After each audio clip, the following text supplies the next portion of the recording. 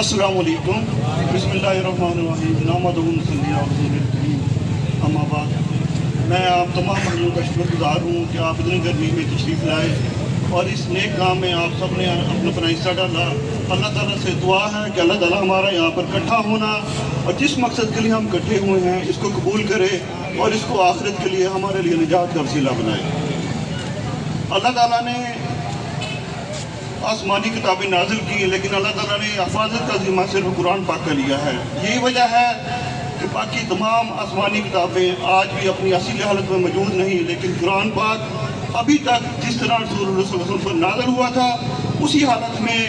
کتاب کی شکل میں بھی موجود ہے، اور تمام حفاظ کرام کے سینوں میں بھی لفظ و لفظ اسی طرح محفوظ ہے، اور انشاءاللہ تعالیٰ ایک قیامت تک اسی طرح محفوظ رہے گا۔ نہ کافر اس کو پہلے مٹا سکے ہیں اور نہ انشاءاللہ تعالیٰ اس کو مٹا سکیں گے۔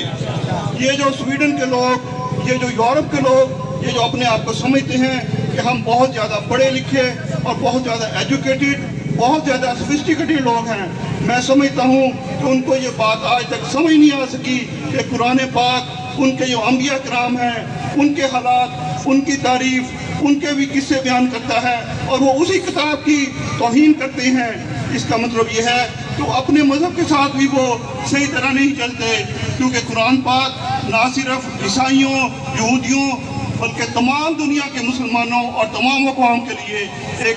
اللہ تعالیٰ نے آخری کتاب نازل کی ہے۔ اور ہمارا ایک ان پڑھ،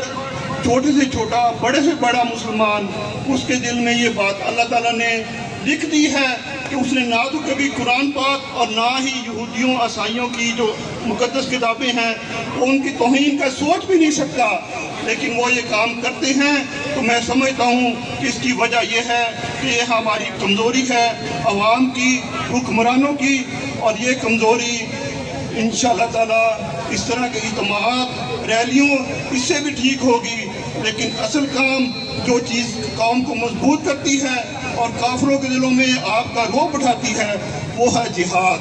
جس کو ہم آج چھوڑ چکے ہیں۔ تو اللہ کے حکم سے اور بھائیوں کی کوشش سے